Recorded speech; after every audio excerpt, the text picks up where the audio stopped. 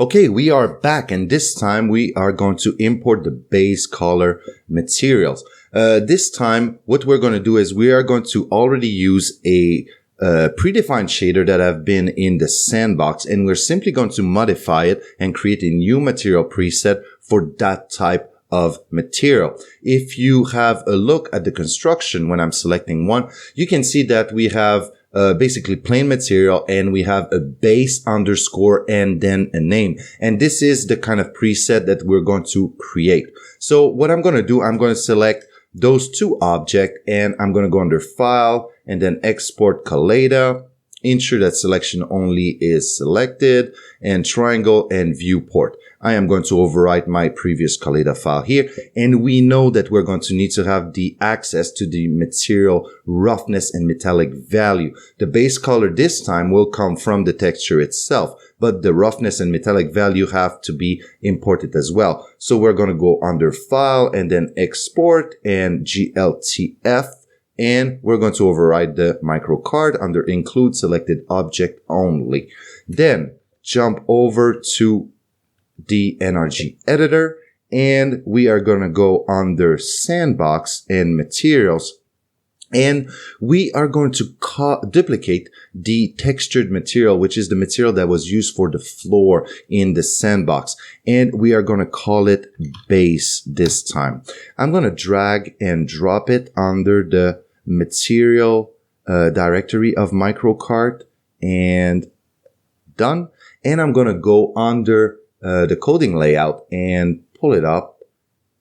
And I'm going to change that. I am not going to use a normal map, so I do not need the TBN matrix. I'm simply going to replace by a vector 3 that I'm going to call normal. And I am simply going to replace this code. So the normal is going to be sent over to the fragment shader as a varying. So I'm going to replace my TBN matrix calculation, a bit of formatting, just built to bring me to the error. And I'm going to remove this that basically take the normal value from the normal map, multiply it by the TBN matrix. So I'm going to get rid of this, and I'm simply going to use the normal, the geometric normal that is coming from my vertex shader. If I go up, I am going to remove the actual normal map, and I'm simply going to use the base color that have been linked to the Kaleda file. Now, if I jump back to my default layout under MicroKart in the library, I am going to go on Asset and Import Desktop MicroKart and select my new Kaleda file. I'm going to open it up, and this time under Material, I'm going to create a new preset.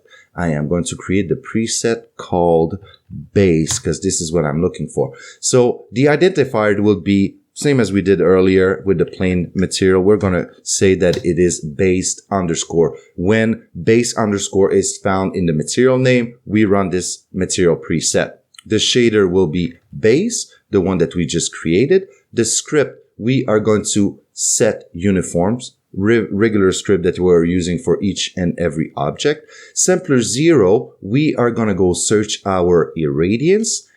Sampler 1, our radiance that is in MicroKart environment. For sampler 2, it's going to be simply our shadow map here. And for sampler 3, we are going to run a identifier that is going to be base color. So every texture that it's called underscore base color. And if you have a look at the MicroKart directory, you will see that there's textures that are already there that are named some file name underscore base color. And for each and every material, the data that is coming from the Kaleda file that have the identifier underscore base color will be connected and automatically placed at the third sampler of our new materials.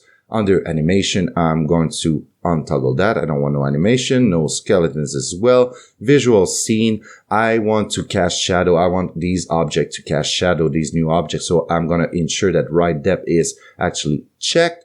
On geometry, same thing to see the color. And this time I'm going to go under library integration. If you have a look at the Blender object, you can see that it contains plain underscore road and plain underscore gray. We have already imported these material when we deal with the plain materials. We do not want to import these material again. And this tell the importer by selecting scan for existing assets. If the assets that already exist, please bring it and connect it to the actual data. It can also go for mesh, skeleton, and as well material as in for our cases here. So what I'm going to do here, I'm going to click import.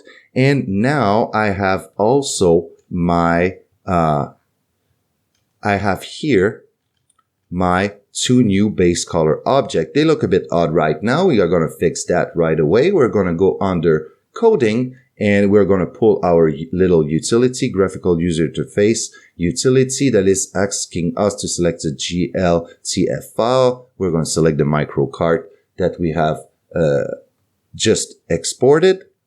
And now we have seen that these materials here have been connected base underscore and base underscore. So we have the actual metallic and roughness value. If I jump back to my default layout here, and if now we select one of these, we are going to see that we have our irradiance that we haven't filled in a previous session. So we're going to do it right now. We're going to go under environment and irradiance and simply drag and drop at the good location. This is negative Y. This is positive X. This is positive Z and negative X, negative Z, and the last one here. And we are going to have our textures that are displayed properly. If we are pushing Control 0 to have a look at them and push spacebar to take a look at the render result, we can see that now our base material, base color materials are rendered properly.